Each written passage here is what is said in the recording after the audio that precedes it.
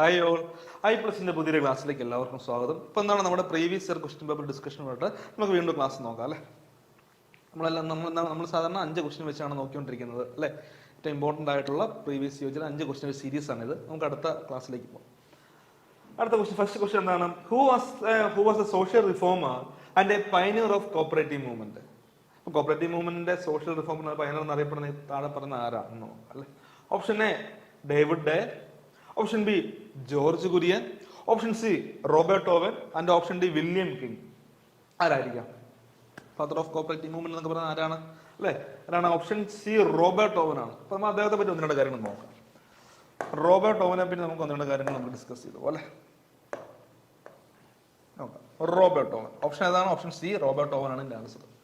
Father of cooperative movement in the world. ലോകത്തിലെ എന്താണ് cooperative മൂവ്മെന്റിന്റെ father എന്നറിയപ്പെടുന്ന ആരാണ്? റോബർട്ട് ഓവൻ ആണ്. Father of cooperative movement in the world. Father of cooperative movement in the world. ലോകത്തിലെ തന്നെ cooperative movement father എന്നറിയപ്പെടുന്നു. പിന്നെ അദ്ദേഹത്തിന് ഫേമസ് ആയിട്ടുള്ള, അദ്ദേഹം ഏറ്റവും കൂടുതൽ ഫേമസ് ആയിട്ടുള്ളത് ഇതിലാണ്?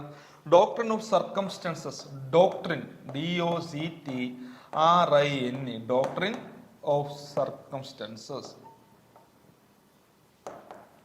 അല്ലെ. അതായത് അതിൽ പറയുന്നുണ്ട് അല്ലെ, men by birth neither too good or nor bad, but it is the circumstances make him good or bad. അപ്പൊ എന്താ അർത്ഥം നോക്കുക? അതായത് ഒരു വ്യക്തിയുടെ ജനനമല്ല അവന്റെ സ്വഭാവത്തെ അല്ലെ അവന്റെ സ്വഭാവം നിർണ്ണയിക്കുന്നത്. അതായത് ഒരു വ്യക്തിയുടെ നല്ലതാണോ ചീത്തയാണോ എന്ന് പറയപ്പെടുന്നത് അതൊരിക്കലും അവന്റെ സ്വഭാവമല്ല. പിന്നെന്താണ്? It is A circumstances. അത് അവൻ വളർന്നു വന്ന ആ സാഹചര്യം അല്ലെങ്കിൽ പരിസരമാണെന്ന് ഓർത്തു വെക്കുക. ഡോക്ട്രിൻ ഓഫ് സർക്കംസ്റ്റൻസസ് വളരെ പ്രധാനപ്പെട്ട തിയറിയാണ്. അദ്ദേഹം അതിൽ പറയുന്ന സാരാംശം ഇതാണ്, മറ്റൊന്നുമല്ല. എന്താണ്? ഒരു വ്യക്തിയുടെ ജനനമല്ല, ഓക്കെ, അതായത് ഒരു വ്യക്തിയുടെ ജനനമല്ല അവൻ നല്ലതാണോ ചീത്തയാണോ എന്ന് എന്താണ് ബേസ് ചെയ്യുന്നത് അല്ലേ. നല്ലതാണോ ചീത്തയാണോ എന്ന് തീരുമാനിക്കുന്ന ഒരിക്കലും അവന്റെ ജനനമല്ല. അതായത് നല്ല കുടുംബത്തിൽ നല്ല റിച്ചായിട്ട് ജനിച്ച ആൾക്കാരും മോശമായി പോകാറുണ്ട്. സാധാരണ ഒരു കുടുംബത്തിൽ ജനിച്ച ആൾക്കാർ സക്സസ് ആയി പോകാറുണ്ട്. പറയുന്ന കാര്യം ഇതാണ്, എന്താണ്? അവൻ വളർന്നു വന്ന സാഹചര്യം, ദ സർക്കംസ്റ്റൻസസ്, അവൻ വളർന്നു വന്ന ഒരു പരിസരം അല്ലെങ്കിൽ സാഹചര്യമാണ് ഒരു വ്യക്തിയെ നല്ലതെന്നും ചീത്തയുമെന്നും നിർണ്ണയിക്കുന്നു. ഓർത്തു വെക്കുക. പിന്നെ അദ്ദേഹത്തിന് ബന്ധപ്പെട്ട കാര്യമുണ്ട്, 8 hours ജോബ്, 8 hours റീക്രിയേഷൻ, പിന്നെ ആൻഡ് 8 hours സ്ലീപ്പ് അല്ലെ. 8 മണിക്കൂർ ജോലി, 8 മണിക്കൂർ റീക്രിയേഷൻ അല്ലെങ്കിൽ 8 മണിക്കൂർ ഉല്ലാസം എന്ന് പറയാം, പിന്നെ 8 മണിക്കൂർ റെസ്റ്റ്, ഉറക്കം. ഓക്കെ, 24 മണിക്കൂറിനെ അദ്ദേഹം 3 ഡിവൈഡ് ചെയ്തിരിക്കുകയാണ്. അതെല്ലാം എന്താണ്? ഇദ്ദേഹത്തിന് കൊണ്ടുവന്ന ചില തത്വങ്ങളായിരുന്നു. പക്ഷെ ഇതെല്ലാം എന്താണ്? ഒരിക്കലും സക്സസ് ആയില്ല. ഈ 8 hours ജോബും 8 hours sleep, 8 hours recreation തുടങ്ങിയ കാര്യങ്ങളൊന്നും ഒരിക്കലും സക്സസ് ആയില്ല. കാരണം അന്നത്തെ ഒരു സാഹചര്യം അല്ലെ, ആ ഒരു കാലഘട്ടം. ഇപ്പോൾ പോലും നമ്മൾ മാക്സിമം ഒരു പ്രൈവറ്റ് ജോലി അല്ലെങ്കിൽ നമ്മളൊരു ജോലി ചെല്ലുമ്പോൾ മാക്സിമം നമ്മളെ കൊണ്ട് 10 മണിക്കൂർ ജോലി ചെയ്യാനാണ് ആൾക്കാർ ശ്രമിക്കുക. അപ്പൊ അന്ന് ആ കാലത്ത് 12, 16 മണിക്കൂർ വരെ ആൾക്കാരെ പണിയിപ്പിച്ചുകൊണ്ടിരുന്ന കാലമായിരുന്നു. അപ്പൊ ആ ഒരു സമയത്ത് ഈ 8 മണിക്കൂർ എന്നുള്ള ഒരു കൺസെപ്റ്റ് ആരെങ്കിലും ഒരിക്കലും ആരും അത് അക്സെപ്റ്റ് ചെയ്യില്ല. ഓക്കെ, അതുകൊണ്ട് തന്നെ ഇദ്ദേഹത്തെ നമ്മൾ റോബർട്ട് ഓവനെ നമ്മൾ ഉട്ടോപ്യൻ സോഷ്യലിസ്റ്റ് എന്നറിയപ്പെടാറുണ്ട് കേട്ടോ. ഞാൻ ഈ പറയുന്നതെല്ലാം പ്രീവിയസ് ആയിട്ട് ചോദിച്ച കാര്യങ്ങളാണ്. Doctrine of circumstances, father of cooperative movement in the world. പിന്നെ അദ്ദേഹം അറിയപ്പെടാറുണ്ട് ഉട്ടോപ്യൻ സോഷ്യലിസ്റ്റ് എന്നറിയപ്പെടാറുണ്ട്. എന്താണ് അറിയപ്പെടുന്നത്? Utopian socialist. അദ്ദേഹം അറിയപ്പെടുന്നതാണ് ഉട്ടോപ്യൻ സോഷ്യലിസ്റ്റ്. ഉട്ടോപ്യൻ സോഷ്യലിസ്റ്റ് അർത്ഥമാക്കുന്നത് എന്താണ്? എന്താ അർത്ഥമാക്കുക? ഒരുപാട് നല്ല നല്ല ആശയങ്ങൾ ഉണ്ടായിരുന്നു അല്ല, അല്ലെങ്കിൽ അതൊന്നും പ്രവൃത്തി പദത്തിൽ കൊണ്ടുവരാൻ പറ്റിയില്ല. മറ്റൊരു രീതി പറഞ്ഞാൽ പ്രവൃത്തി പദത്തിൽ കൊണ്ടുവരാനുള്ള ആശയങ്ങൾ, പക്ഷെ എന്താണ് പ്രവൃത്തി പദത്തിൽ കൊണ്ടുവരാൻ കഴിയാത്ത നല്ല നല്ല ആശയങ്ങളുള്ള വ്യക്തികളെ നമുക്ക് ഉട്ടോപ്യൻ സോഷ്യലിസ്റ്റ് എന്ന് പറയാം. ഓക്കെ, അപ്പൊ അദ്ദേഹം ഒരു ഉട്ടോപ്യൻ സോഷ്യലിസ്റ്റ് എന്നറിയപ്പെടുന്നത്. നല്ല നല്ല ഐഡിയാസ് ഉണ്ടായിരുന്നു. ഈ 8 മണിക്കൂർ ജോലി, 8 മണിക്കൂർ ഉല്ലാസം, 8 മണിക്കൂർ ഉറക്കം അല്ലെ, റെസ്റ്റ് എന്നൊക്കെ പറയുന്ന നല്ല നല്ല ഐഡിയാസ് ഉണ്ടായിരുന്നു. പക്ഷെ അതൊന്നും ഒരിക്കലും സക്സസ് ആയില്ല. പുറത്തു പോകാൻ കേട്ടോ. അദ്ദേഹം ഒരു ഉട്ടോപ്യൻ സോഷ്യലിസ്റ്റ് ആയിരുന്നു. പിന്നെ നമ്മൾ അദ്ദേഹത്തെ പറ്റി പഠിക്കാനുള്ള കുറച്ച് കാര്യങ്ങളുണ്ട്. ലേബർ കോളനി ഒക്കെ അല്ലെ, labour exchange, labour note, labour exchange, labour note, labour exchange, labour note തുടങ്ങിയ കാര്യങ്ങളൊക്കെ ഓവനുമായിട്ട് ബന്ധപ്പെട്ടതാണ് കേട്ടോ. ലേബർ എക്സ്ചേഞ്ച്, ലേബർ നോട്ട് തുടങ്ങിയ കാര്യങ്ങളൊക്കെ ഓവനുമായിട്ട് ബന്ധപ്പെട്ട കാര്യങ്ങളായിരുന്നു. അദ്ദേഹം നല്ലൊരു മനുഷ്യനായിരുന്നു. അതായത് ഉട്ടോപ്യൻ സോഷ്യലിസ്റ്റ് ആക്കി അതായത് എല്ലാവരും മാറ്റി എന്ന് പറയാം. ശരിയല്ലേ? പിന്നെ അദ്ദേഹത്തെ പറ്റി പഠിക്കാനുള്ള എന്താണ്? CR ഫേ പറഞ്ഞൊരു കാര്യമുണ്ട് കേട്ടോ, ഒരു കൊട്ടേഷൻ ഉണ്ട്. അതുകൂടെ ഞാൻ ജസ്റ്റ് പറഞ്ഞിട്ട് അടുത്ത പ്രശ്നത്തിലേക്ക് പോകോളാം. ഓക്കെ, CR ഫേ പറഞ്ഞ ഒരു കാര്യങ്ങളുണ്ട്. എന്താണ്? റോബർട്ട് ഓവൻ CR5 പറഞ്ഞാണ് Robert Owen did not invent cooperation. Okay, Robert Owen did not invent cooperation. പിന്നെന്താ പറയുക, but he was the inspiration behind it. Robert Owen ഒരിക്കലും എന്താണ് കോപ്പറേഷൻ, സഹകരണം അല്ലെങ്കിൽ ആ ഒരു മൂവ്മെന്റ് കണ്ടുപിടിച്ചിട്ടില്ല, അല്ലേ? Robert Owen did not invent cooperation but he was the inspiration behind it എന്ന് പറയുന്നത് CR ഫെയുടെ ഒരു കൊട്ടേഷൻ ആണ് കേട്ടോ. CR ഫെ ഒരുപാട് തവണ നമുക്ക് ചോദിച്ചിരിക്കുന്ന ഒരു കൊട്ടേഷൻ ആണ്. Robert Owen did not invent cooperation but he was the inspiration behind it എന്ന് CR ഫെ പറഞ്ഞിട്ടുണ്ട്. ഓക്കെ, പിന്നെ അദ്ദേഹം ജനിച്ചത് എന്നാണ്? റോബർട്ട് ഓവൻ ജനിച്ചത് 1771 കേട്ടോ. 1771 ന്യൂട്ടണിലാണ് അദ്ദേഹം ജനിച്ചത് കേട്ടോ. 1771 ന്യൂട്ടൺ, ഇംഗ്ലണ്ടിലെ ന്യൂട്ടൺ എന്ന് പറയുന്ന സ്ഥലത്താണ് ജനിച്ചത്. പിന്നെ അദ്ദേഹവുമായിട്ട് ബന്ധപ്പെട്ട എന്താ പറയുക, മില്ലുകളുണ്ടല്ലേ, അദ്ദേഹമായിട്ട് മില്ലോണ്. അദ്ദേഹം ഒരു മിൽ എന്താണ് വർക്കറായിരുന്നു. അതിനുശേഷം എന്താണ്, അദ്ദേഹം അവിടുത്തെ മുതലാളിയുടെ മകളെ പ്രണയിച്ച് കിട്ടി മിൽ ഓണറായി. അതൊക്കെ പഠിക്കാനുണ്ട് കേട്ടോ. എന്താണ് mill worker became mill owner. അദ്ദേഹം ഒരു മിൽ വർക്കറായിട്ട് അദ്ദേഹത്തിന് കരിയർ സ്റ്റാർട്ട് ചെയ്തു. പിന്നെ അത് അവിടുത്തെ എന്താണ് മിൽ ഓണറായി മാറി. അതൊക്കെ ജസ്റ്റ് നിങ്ങൾ റോബർട്ടോയോട് ബന്ധപ്പെട്ട കാര്യങ്ങൾ നമ്മുടെ ക്ലാസ്സസ് ഉണ്ട്, നമ്മുടെ ക്ലാസ്സസ് കണ്ടത് മനസ്സിലാക്കണം. ജസ്റ്റ് ഈ ക്വസ്റ്റ്യൻ കണ്ടപ്പോൾ ഞാൻ ജസ്റ്റ് ഒന്ന് പറഞ്ഞതേ ഉള്ളൂ കേട്ടോ. ഓക്കെ,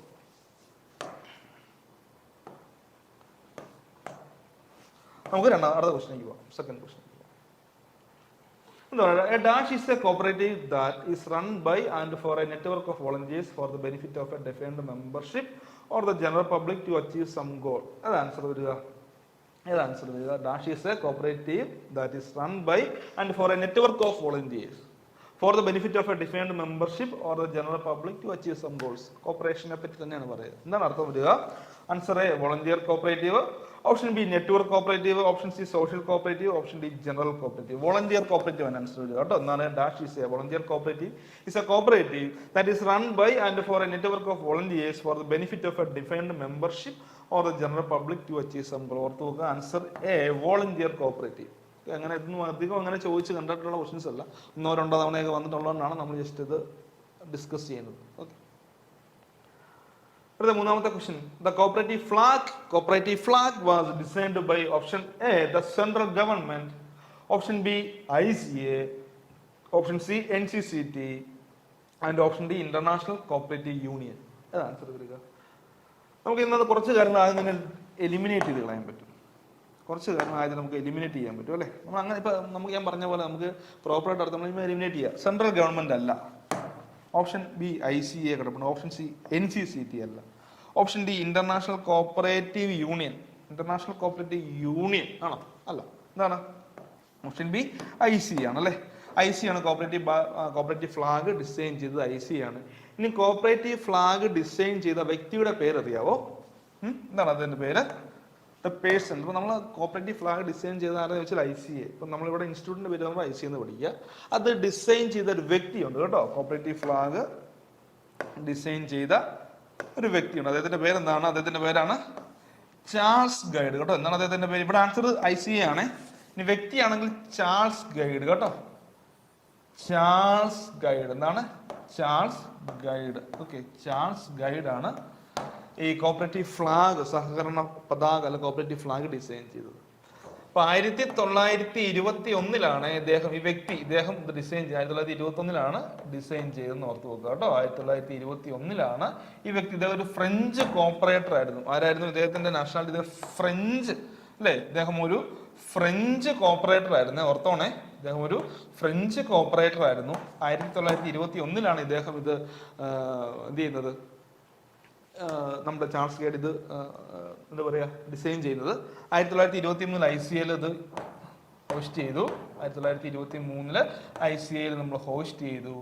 പിന്നെ 1925 ICA ഇതിനെ ഒഫീഷ്യലി അംഗീകരിച്ചു. 1925 ICA ഫ്ലാഗിനെ ഒഫീഷ്യലായിട്ട് അംഗീകരിച്ചു നോക്കാം കേട്ടോ. എന്താണ്? 1925 ഒഫീഷ്യലി ICA ഇതിനെ ഒഫീഷ്യലി അംഗീകരിച്ചു.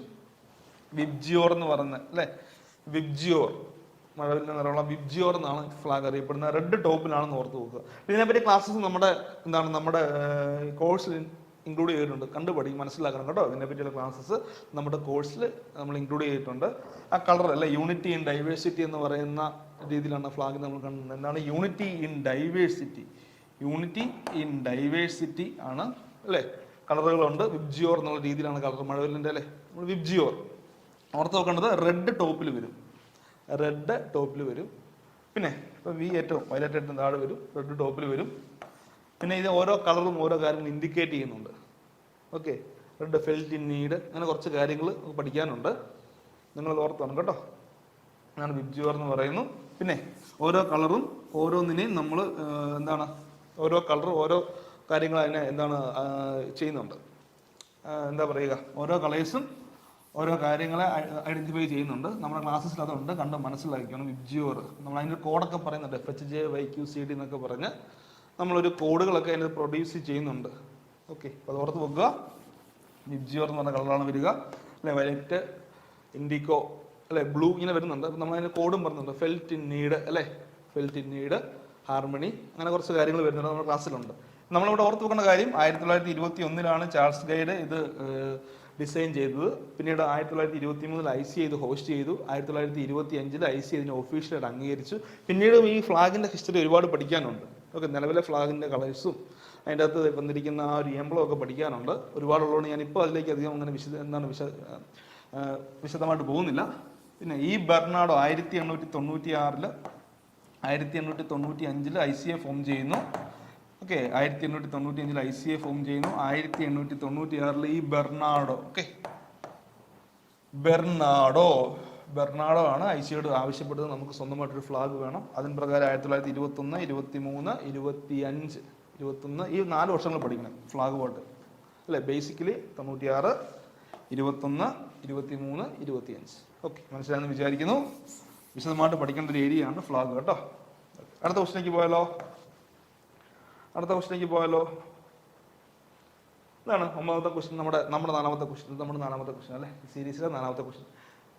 NAFED അല്ലെ, national agricultural cooperative marketing federation of India was established on the auspicious of Gandhi Jayanti on എന്താണ് 2 ഒക്ടോബർ 1958. ഓപ്ഷൻസ് നോക്കാം. 2 ഒക്ടോബർ 1948, 2 ഒക്ടോബർ 1948 ആണ് ഫസ്റ്റ് വന്നിരിക്കുന്ന option. 2 October 1948, 2 October 1958, option C 2 October 1968, option D 2 October 1978 എന്നാണ്. 2 October 1958 ആണ് കേട്ടോ. 2 October 1958 NAFED ഒരു കോഡായിട്ട് പറയാം. നാഫെഡ് ഡിയിൽ നമ്മൾ ഒന്ന് ഹൈലൈറ്റ്. നാഫെഡ് 1958, നാഫെഡ് 1958, 1958 അങ്ങനെ നമ്മൾ ഇത് ചെയ്ത് പഠിക്കുക. ഓർത്ത് വെക്കുക, 2 ഒക്ടോബർ 1958 നാഫെഡ് ഫോം ചെയ്തിരിക്കുന്നത് ഓർത്ത് വെക്കുക. ക്ലിയർ? ഓക്കെ, നമ്മുടെ ലാസ്റ്റ് ക്വസ്റ്റിലേക്ക് പോകാം അല്ലേ. നമുക്ക് നമ്മുടെ ലാസ്റ്റ് ക്വസ്റ്റിലേക്ക് പോകാം. ഇന്നത്തെ cooperative development services was founded in 1985. ഇപ്പൊ 1985 കോപ്പറേറ്റീവ് ഡെവലപ്മെന്റ് സർവീസ്. ഇതും അങ്ങനെ ആൾക്കാർ കേട്ട് പരിചിതമായിട്ടുള്ള ക്വസ്റ്റൻ ഒന്നും അല്ല, അത് അങ്ങനെ കേട്ട ക്വസ്റ്റൻ ഒന്നും അല്ല അല്ലേ. ജസ്റ്റ് നമ്മൾ എന്താണ് നമ്മൾ PYക്ക് നോക്കുമ്പോൾ കണ്ടതുകൊണ്ട് ജസ്റ്റ് അത് എന്താണ് നമ്മൾ നമ്മുടെ ക്വസ്റ്റൻസിൽ ഇൻക്ലൂഡ് ചെയ്യുന്നേ ഉള്ളൂ. ജസ്റ്റ് ഓർത്ത് വെക്കുക. Cooperative development service was founded in 1985. 1985 cooperative development service ആരാണ് ഫൗണ്ട് ചെയ്യുന്നത്? ഓപ്ഷൻ എ റോബർട്ട് ഓവൻ അല്ല, ഓപ്ഷൻ ബി ഡേവിഡ് ഡെയിൽ. അതിന് നമുക്ക് റോബർട്ട് ഓവൻ അല്ലാന്ന് നമുക്ക് എന്ത് ചെയ്യാൻ പറ്റും? റോബർട്ട് ഓവനെ നമുക്ക് എലിമിനേറ്റ് ചെയ്യാം. Option B David Dale, option C Rod Nelsiston, option D William King. Okay, William King ആരാണ്? Father of cooperative education in the world അല്ലെ. അദ്ദേഹം ആരാണ്? Father of cooperative education in the world എന്നറിയപ്പെടുന്നത് William King ആണ്. Okay, ഓർത്ത് വെച്ചേക്കുക. നമ്മൾ foreign corporation ഇദ്ദേഹത്തെ പറ്റി വളരെ വിശദമായിട്ട് പഠിപ്പിച്ചിട്ടുള്ളതാണ്. Robert Owen, option B David Dale, option C Rod Nelsiston അല്ലെ. വില്യം കിങ്ങും അല്ല. ഓപ്ഷൻ ഏതായിരിക്കും വരിക? എല്ലാവരും ഡൗട്ട്ഫുൾ ആയിട്ട് വരുന്ന ഡേവിഡ് ഡെയിലും റോഡ് നെൽസിസ്റ്റനുമാണ്. അതിന്റെ ആൻസർ വരുന്നത് ചിലത് കേട്ട ക്വസ്റ്റൻ ആയിരിക്കാം, ചിലർ ആദ്യമായിട്ടായിരിക്കും ക്വസ്റ്റൻ കേട്ടത്. അതിന്റെ ആൻസർ ഓർത്ത് നോക്കുക. ഓപ്ഷൻ സി റോഡ് നെൽസിസ്റ്റൺ കേട്ടോ. എന്താണ്? ഓപ്ഷൻ സി റോഡ് നെൽസിസ്റ്റൺ ആണ്. ആരാണ്? ഓപ്ഷൻ സി റോഡ് നെൽസിസ്റ്റൺ ആണ് എന്റെ ആൻസർ. ഓക്കെ, നമ്മൾ ഇന്ന് പഠിപ്പിച്ച ഏകദേശം 5 ക്വസ്റ്റൻസും എല്ലാവർക്കും മനസ്സിലായെന്ന് വിചാരിക്കുന്നു. നമ്മൾ കുറച്ച് കാര്യങ്ങളൊക്കെ എന്താണ് ആ ക്വസ്റ്റനോട് ബന്ധപ്പെട്ട എല്ലാ കാര്യങ്ങളൊന്നും അല്ലെങ്കിൽ കുറച്ച് കാര്യങ്ങളൊക്കെ നമ്മൾ ക്ലാസ്സിൽ പറഞ്ഞിട്ടുണ്ട്. അപ്പോൾ നമ്മുടെ ക്ലാസ്സിൽ നമ്മുടെ കോഴ്സിൽ ഇതെല്ലാം വളരെ വിശദമായിട്ട് ഇൻക്ലൂഡ് ചെയ്തിട്ടുണ്ട്. അപ്പോൾ എന്ത് ചെയ്യുക, ഈ ക്വസ്റ്റൻസ് ഒക്കെ നിങ്ങൾ നോക്കി ജസ്റ്റ് നോട്ട് ചെയ്ത് മനസ്സിലാക്കി വെക്കുക. നമുക്ക് എന്ത് ചെയ്യാം, അടുത്ത ക്ലാസ്സിൽ പുതിയ 5 ക്വസ്റ്റനോട് കാണാം. Okay, thank you.